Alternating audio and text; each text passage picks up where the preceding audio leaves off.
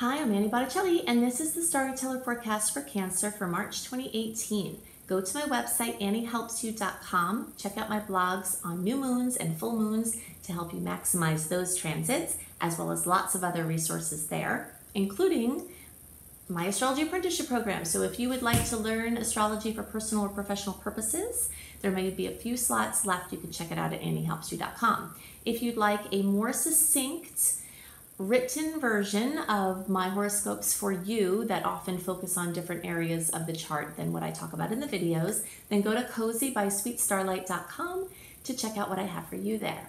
So what's going on in March? Wow, you guys have been in for a wild ride, and the eclipse news may still be coming in here into March. This is such an active time of the year. When these eclipses come, they bring in radical transformation, major trajectory changes. You've had your financial sectors really active, and I don't expect that theme to wane. So we continue all of that. If I think I might mention this in the general transit later, but I want to tell you now too. If you haven't already listened to my January and February report for Cancer, definitely do that, because the lunar eclipse, which is still going to be affecting you now and for time to come, I went over details about that in the January report. And the solar eclipse, I went over that in the February report. So these are really important transits that needed their own video to do justice to them. So these are still active even for this month, even though I'm not talking about them as a big focus now. They definitely still are. So what is my theme for you all now? We've got various reasons why I'm calling the theme of this month and beyond for you, spiritualizing your work. There are long-term and short-term themes at play here. For you early degree placements and coming soon for the rest of you, your 10th house is being activated. So in the month of March, all of you will have some aspect of your 10th house activated. If your birthday is in the first part of the sign, like the first 2/3 of the sign, then this month you'll really see this. And for the rest of you, it will be staggered a little bit. So maybe more towards the end of the month, in the beginning of April. And that's the same if you're watching for your rising sign. So like 0 through around 20 degrees, this sector being highlighted for your 10th house, for your work out in the world, is going to be very much brought into the forefront. The theme has probably been brought up already from the eclipses having to do with financial things that have linked to your career, but it's brought up here again as your career, your vocation, your work sector, your place out in the world. For the rest of you, like I said, it will be coming shortly, and you might feel the whispers of it. Now, something else that's at play as a long-term transit, and this is most current for early degree placements, so those earlier in the sign, we'll say the first week or so. Oh, maybe 10 days or so. We'll say, call it the first early degree. So again, the first 10 days or first 10 degrees if you're watching for your rising sign.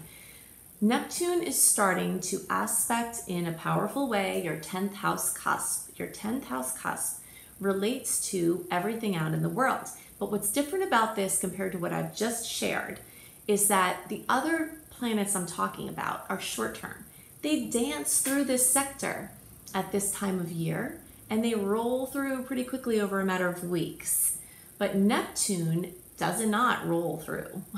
It plods through, and it spends a massive amount of time in a sector. And when it first gets to a new sector, very often there are notable things that happen. And this has to do with your work versus your home. So your place out in the world versus your home and family. And that one of the key words here is dissolution. So you're dissolving out your image of yourself as far as it relates to work and career. You're dissolving out certain other things involving your family influence, or if dissolution isn't happening, which in most cases it will be, it's directly having to do with spiritualizing. The higher octave of Neptune, which is at play here, and again, this is for early degree placements, but you middle and late degree placements, this is going to be coming for you. So it's important for you to know that it's a major crossroads. So if you're later in the sign, then the crossroads is coming later for you. But you're still working in a process because Neptune in the ninth house is spiritualizing your outlook on life. And then as your outlook on life is going through this spiritualizing process, then it will start to apply to your work. So maybe for you middle and later degree placements, you might have a little bit longer of conceptualizing, learning new things, getting more clear on how you see the world, which may be different than your upbringing, which may be different than the societal norms.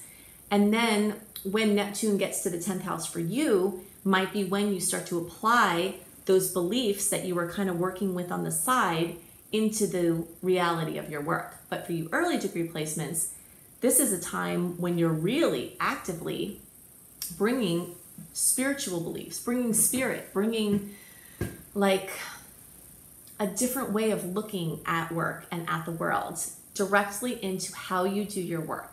It may, radically change what you're focusing on. Your parents or your family may be shocked or surprised and think it's not making any sense, but you have to follow what spirit is telling you about this, because your tolerance for how things were is going to be dissolving away. That's very much how this dissolution might be occurring. So there also might be an overstimulation of work versus home. Like home and family stuff might be needing your attention, but then work stuff is needing your attention and growing, and then you're trying to balance the two. So that's going to be a theme for a while to come and be getting stronger for all of you, starting especially now for the early degree placements. But trying to balance work and home and keep spirit in there, keep spiritual perspective, keep a softness on things is what's happening. So one of the ways we can bring spiritual principles to work is to remember certain simple spiritual laws. One spiritual law is we get our money directly from spirit. We think we get our money from our job, our vocation, our parents, our spouse, or whoever, wherever we get it from. But we really get our money from source. Everything comes from source. We're connected to everything and everyone through a source field.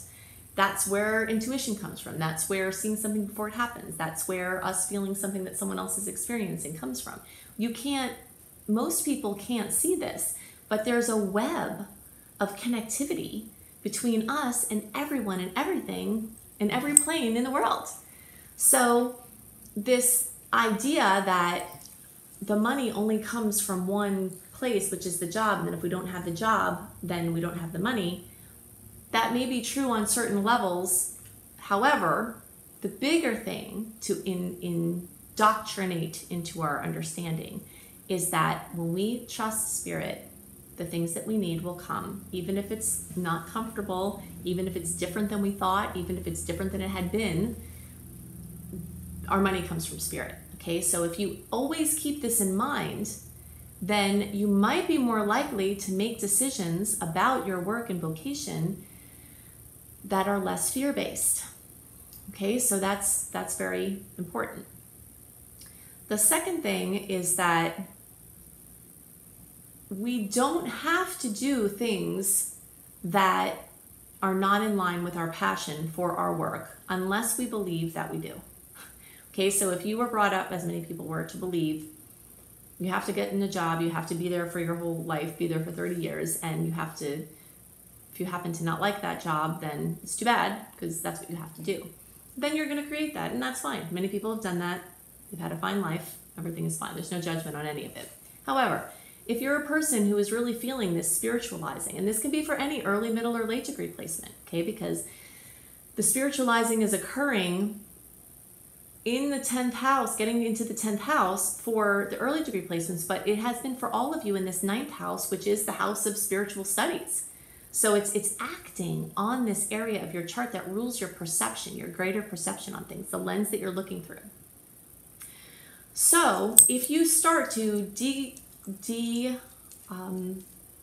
deconstruct the belief systems that made you create a circumstance where you're not feeling like you're bringing spirit into your work, then you can start to build a new matrix where you can bring spirit into your work and feel like that is in sync. So those are just two things to kind of sit with And they are definitely relevant for all of you, even if you're not in the stage where you're ready to apply this to your work. It's definitely on tap for you to be thinking about, no matter where your placement is. So these are the things that are most on my mind for Cancer placements. Now I want to talk about some specific dates to note this month, some other themes at play, some things to definitely be aware of to minimize frustration and to maximize fun. I also will give you my checklist, an extensive checklist for things I love for retrograde successions like we're about to start here from now through the middle of December. Things that you can focus your energy on that will be really rewarding and helpful and in sync with the transit. So the theme of March 2018 for all signs is charging towards the past. I'm going to go into lots of detail about the general transits this month that I feel are relevant. Also, how this month and the energies and the recommendations for this month are actually starting a theme that lasts from March through the middle of December of 2018. So tips for now are going to hold as tips for the rest of the year pretty much. And we'll also go into some specific dates and other themes this month that are shorter term. If you would like a written version of what I'm about to share, then definitely go to my website, anniehelpsyou.com, sign up for my free email newsletter, and I send out a written version of the details I'm going to go into a month before the time they're relevant for. So if you find that it's a lot to take in and you want to see it written, then definitely do that. Okay, so charging towards the past. The energy of Aries, which is what predominates this month, after a short carryover from February of these Pisces energies. So we start out the month with internal, emotional focus, poetic and artistic energies, spiritual and meditative interests being highlighted, and other Piscean energies. But very quickly, as we get deeper into the month, the Aries energies take over. And Aries energies bring zest and impulsiveness and excitement and inspiration and impatience. Basically a desire to do something. Aries is an action-oriented energy. And so this month, the predominance of the energy is going to make you feel like you want to do something, like you want to take action on something. But because after March 7th or 8th, the energies start going backwards, this slow, steady decline into a year worth of very strong personal planet retrograde energies. I'm calling it charging towards the past because if you feel like you want to do something, taking action on things that have an eye towards the past or shorter term things or clearing up things from the past are going to go further than trying to launch new things. Now that's after March 8th or so, because we are still in the open window free from personal planets being retrograde until March 8th.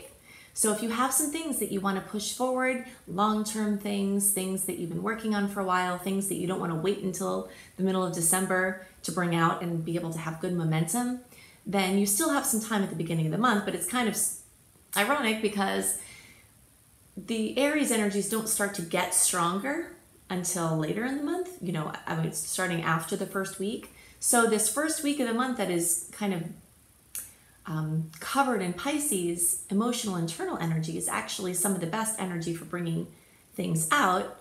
So you'll just have to feel your way through this. You know, I give you all of this information so that you have it, but ultimately you have to tune into your intuition, into what the signs are showing you for when you're going to do what. So a theme that's going to come up throughout many transits throughout this month is of this over-exuberant Aries energy, bumping up in a challenging angle to Saturn or another planet in Capricorn, which still holds these Saturnian energies. So the way I imagine this is like a stern parent glaring at a child who's spinning around in a shop of fragile items. So the typical bull in a china shop energy is what really predominates at this time of the year, especially when we have a retrograde. So you're going to be rumping and bumping up against things, and that's going to especially be relevant on March 11th, on the days around March 11th, March 13th, March 23rd, the 24th, and the 29th, because on these dates, you've got personal planets hitting challenging angles with either Saturn or an outer planet in Capricorn, which still has the same energy. So it's not a time to try to force things, is what I'm trying to tell you. Okay, so if you're going to put extra energy that you have, and you probably will have, into something, it's best done to be put with an eye to the past, basically. So if you've got things to wrap up from the past, if something has come back in your field that's an idea from the past, working on that, something that has a contact or a connection to the past, or is a short-term thing. You're trying something on, you're experimenting with something, you're trying to do something that only has a short, shelf life anyway. All of these things are great at this time. It's just the longer term things that we want to hold a little bit closer to us. So if you are pushing too hard in areas that are not flowing, you're going to get really frustrated. That will be a theme of this month if you choose to flow against the tides. It will be very prudent to put extra effort this month into guarding your body, especially your head, because Aries rules the head. So just being really careful about the awkwardness that is at play this month. So your routine for keeping your zen might have to be a little bit boosted, so be as proactive as possible for keeping your zen.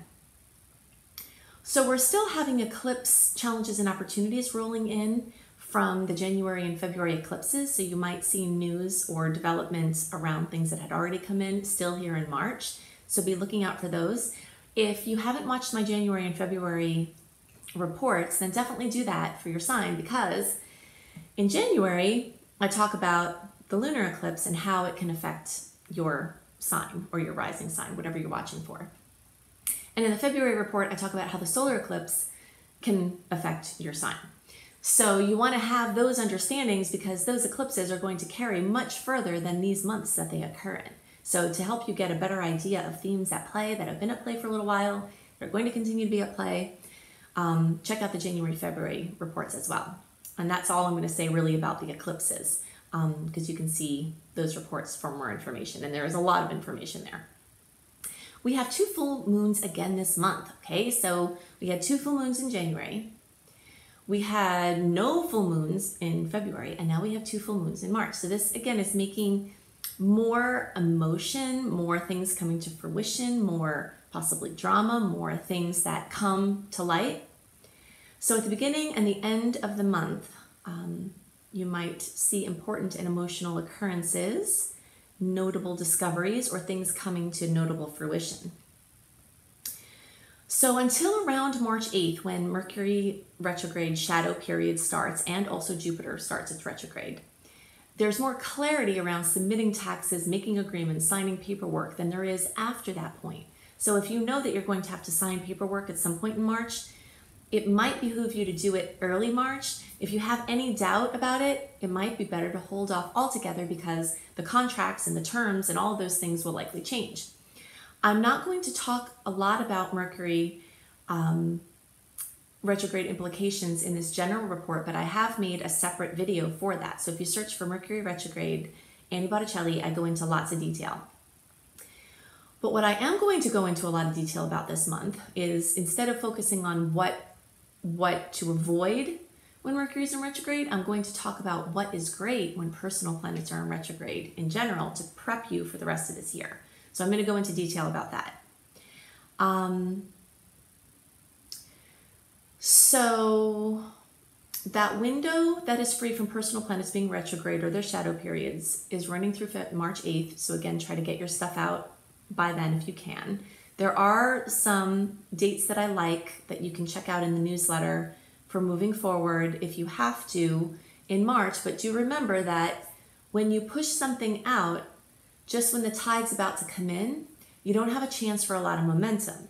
And that's what I want to talk about next. So to better understand what we're standing before at this period of time when Mercury starts its retrograde is not just a typical Mercury retrograde transit.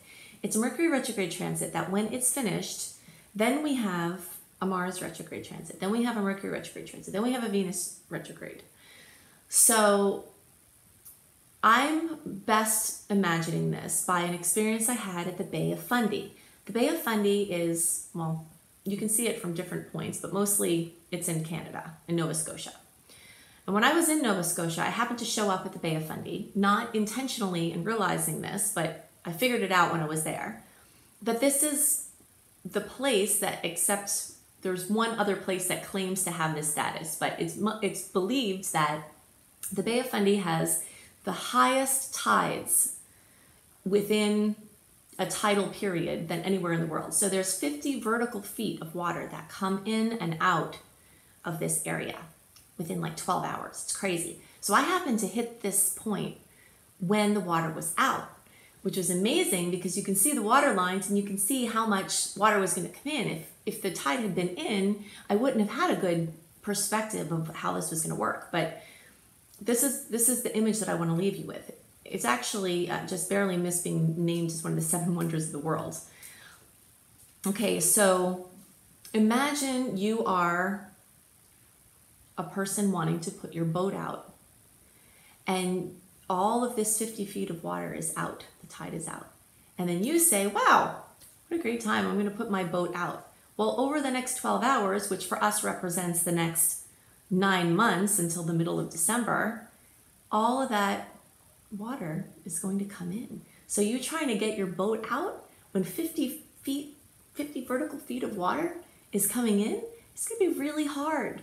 So I really want you to think about that. So the things that you think that you have to get out between now and the middle of December, really feel into that. If there are certain things that have to come out, if they're small things, if they're things that aren't of consequence, if they're carryovers or additions to something you already have out, if they're things that aren't your biggest thing that you're trying to do, then that's fine. It's fine to just keep doing what you're doing.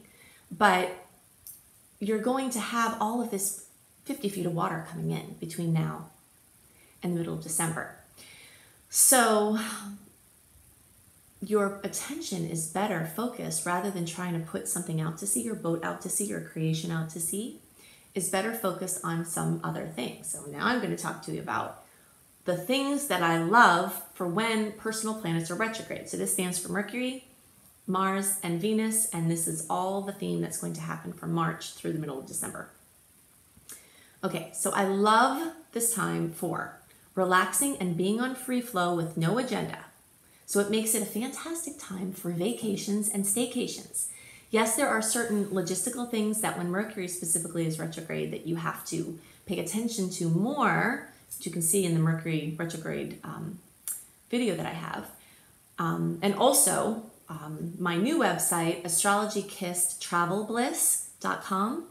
You can see more information about this here, because I wanted to knowing that this time was going to be amazing for vacations, I wanted to launch this website, Astrology Kissed Travel Bliss, so that you have it to assist you in taking great vacations during this time that's amazing for vacations. So especially when Mars is retrograde, which is going to be most of this period of time, the shadow period, you'll start to really feel that in May. It'll go straight through into the fall or spring for y'all down under. So the energy of Mars in retrograde is going to make people lazy and unambitious compared to how they usually are. Now, the one caveat to that is if you have Mars retrograde in your chart, sometimes you come alive when Mars is in retrograde, but most people get lazy. So I believe it's an overachiever's dream. We'll go into way more details about this, and I have lots of resources, blogs, and videos about Mars retrograde. But the theme of the month for March and the things that are good for March are also good for the times to come. So I just want you to be preparing for that. So if you're an overachiever, you actually get a break from yourself during Mars retrograde. Okay, so this March, Mercury retrograde is going to be starting this theme of you kind of moving towards the inner realms and being more calm. You have an amazing opportunity to shift your area of focus from pushing out to pushing in. Okay, I also love this time for deep indulgences in hobbies and fun. This is a wonderful, amazing opportunity we have when it's like somebody, the universe, is giving us the green light to not be on turbo all the time, not to be completely overscheduled, not to be having 10,000 things on our list. So that leaves room for fun things. So basically things that are low stakes with no deadlines and no consequence if you don't finish. Those are the things I like for March and through the rest of the year. Things that flow in easily and unexpected. So again, with no consequence, if the term changes, no deadlines, no or low commitments. If something comes in, you're like, that's interesting. Okay, let me try that on. We'll do that. Okay, fine. That's wonderful for this month. Revising, reworking things previously pushed out into the world. That's part of why I've been encouraging you all, if you watch my videos regularly, I've been trying to get you to push things out in January and February if it's intuitively in line for you. Because this retrograde time is an amazing time for reworking, redoing, revising, revamping things that are already out. So that's what I mean about retrogrades being fine for business as usual. So you can do your business as usual. Just continue along whatever you're doing. And maybe you're bringing something out, maybe you're bringing a new offering, but the level of the new offerings that we want to try to keep the focus for this period of time from March through the middle of December is doing things you've already been doing or of the type you've already been doing, and not this is my big life's work that I'm finally bringing out to you. That's not the kind of thing that we want you to bring out. Now, one piece of information in case you absolutely have something you have to bring out, you can't bring it out by March 8th, and you can't wait until the middle of December. We have a week window from May 4th through May 11th, where Mercury retrograde has done with his post-shadow transit and Mars pre-shadow transit has not started yet. So you have this week from May 4th to May 11th if you have to fit some things in. But again, be conscious of the fact that you're still putting it out when all of that, more of that vertical water is coming in. So it might not have the momentum that you're hoping for. So just kind of really feel in to how you want to work this. It might be perfectly appropriate for your situation to bring something out. Taking calm action on unfinished business of on any level that's squeaking for attention, or that you work on proactively before an issue comes up. Okay, so any unfinished business is the domain of the retrogrades, like being the earthworm. The earthworm is the theme of the retrogrades. So basically working over the soil, working over the soil, working over the soil, continuing to work over the soil, anything like that, or being proactive where there's something swept under the rug. Retrogrades are a time when things swept under the rug will definitely bring things out. So if you've been avoiding it, if there's a common theme in your relationships, if there's a common theme in your health, if there's a common theme in your work, these retrogrades are going to bring everything back up to be reevaluated. So doing inner work I mean as tools that you use with the understanding that we're creating our reality from our perception and our programming inside. So if you have patterns in your life that are reoccurring, we can't blame the current manifestations. We have to, I don't want to even use the word blame, we have to look to the things that we brought to the equation from our imprinting, from our astrological profile, from our childhood, etc. So the retrogrades are amazing for doing things like EMDR, EFT, neuro-linguistic programming, and other self-development and trauma clearing tools. Working on future launches in the backdrop. This is an amazing time to be working on a website in the backdrop. You can be having a website that only has an admin panel, so nobody sees it, it's not live to the world, and you could be working on that through the retrogrades. That's perfectly appropriate and totally fine to be doing. So websites, courses, books, artistic endeavors, business plans, any other big project that will eventually be brought out, it's perfectly fine to be making headway on those things, just kind of keeping it more quiet and internal rather than telling everybody or making a big deal in the outer world about it. I also love the retrogrades for experimenting with low stakes projects. Oh, and also, by the way, this list of the things I love for retrograde times is written, I put it in a blog form on my website, anniehelpsyou.com. So again, if you want a written version of this, you can go to anniehelpsyou.com, click on blog, click on astrology, and it will be there. Because I know some of you are visual and it's hard to take all of this in listening. So experimenting with low stakes projects. Play with ideas you have and test things out and experiment. This is a wonderful time for that. Again, low stakes, low commitments, and fine if the terms change. Those are the themes that we want to keep in mind as we're playing and bringing things out in this time. Continuing things already launched. Business as usual is fine and totally appropriate, so you don't have to say, well, what can I do? I can't do anything. No, I'm not saying you can't do anything. I'm saying to avoid major launches. Okay, so studying, learning, and exploring. So March and beyond is amazing for learning and studying. The internal energies, Mercury in particular, rules the intellect and gathering and sharing information. So any courses of study, especially ones that are shorter terms. When I say shorter term, like Mercury usually rules like a 6 to 9 month course or less. Venus can have like an 18-month commitment, but that Venus retrograde is towards the end of the year. The Mars retrograde may invite cycles of around 2 years, so that's like kind of the summer or the winter for you all down under. So yeah, exploring, looking into things, traveling, armchair traveling, anything where you're studying, experiencing, low stakes, low commitment, things that fall in your lap.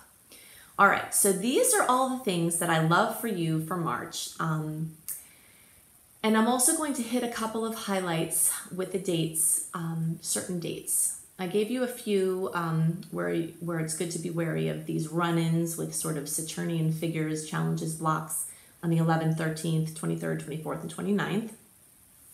Remember, you can get a written version of these notable transits and what I think you can expect with them, as well as themes for the month when you sign up at anniehelpsyou.com for my newsletter. So March 1st, we have a full moon at 11 degrees of Virgo, also with an awesome Venus and Jupiter trine. So this is really great if you have to pull things forward before the tides start to roll in. I love this energy. Jupiter's going to go retrograde on March 8th. Jupiter going into retrograde means that the overt enthusiasm, optimism, and blessings that Jupiter is bringing in certain areas of our life are more likely going to be pulled back and less obvious. So we can feel a little bit more discouraged in certain areas of life, but Jupiter is trying to shore up foundational issues so that it can further expand when it goes direct. Okay, so from March 8th through July 10th, we'll have Jupiter retrograde. And this will affect everybody, but especially Saggies will most obviously feel that. March 11th, there is a challenging aspect with Mercury and Saturn that I listed, but there's also an amazing aspect with Mars and Uranus. So the way that I always say to work making your decisions around these transits is that you'll be feeling this in your own unique way, because general transits don't take into consideration your personal chart and how everything is hitting in your personal chart. So you have to trust your flow. If an astrologer says there's a certain good day for something and you're feeling crappy that day and everything's going wrong, don't do it, But if you felt great the day before, pull it through, So when we have an aspect on a certain day, like I'm saying March 11th is pretty busy, there are multiple transits on this day with different kinds of energies, you might feel that energy on March 7th, So the dates that these occur are just guidelines for an energy that's happening around a certain period of time. But I really like a lot of this energy around the 11th. But the one thing to look out for is if there seems to be something really pushing against you, just really tune in and make sure you're supposed to be moving forward. Okay, we've got the new moon on March 17th at almost 27 degrees of Pisces. This is the time to make your new moon wishes on Piscean topics. So you get 10 wishes, and it's the more you align your wishes with the energy of the sign, the more it makes it's easier for the universe to make them come true. So things like true inner happiness and peace, sleep, imagination, emotional sensitivity, connectedness of all things, surrender, trust, spiritual awareness, meditation, angelic assistance, things involving your feet or immune system, and lymphatic systems are also in the Pisces domain. So making your wishes around those types of things. So a little chance for some ego battles with self or others to come up, at this new moon, but there's also an amazing Jupiter boost. Okay, so March 22nd is when Mercury goes retrograde. So basically starting March 8th, we've got the shadow period. So from March 8th through the 22nd, that's the shadow period. Then the retrograde goes from the 22nd through April 15th, and then the post-shadow period goes through May 4th. And that's why I said after May 4th, you have that little open window free from the personal planets retrograde. So those are the things that are most on my mind for this month. We've got an amazing opportunity to chill out, an amazing opportunity to use energy that is present to charge towards the past. And we have amazing opportunities to just take a break from what has become the norm of life. And I think that's hopefully will be very welcome if you use it the right way. So definitely go to my website, anniehelpsyou.com. I have blogs on there for the new moons and the full moons, plus lots of other things. Definitely go to cozybysweetstarlight.com, where you can get your written version of your horoscopes in a much more simple, less detailed way, often talking about things that I don't talk about in the videos. If you're a travel lover or just an armchair warrior, definitely check out my beautiful new site, astrologykissedtravelbliss.com. And if you're interested in a reading, an astrology reading or a tarot reading, definitely go to my husband's website, iamhelios.com, iamhelios.com. I hope you have a wonderful month, and I'll see you next month. Bye.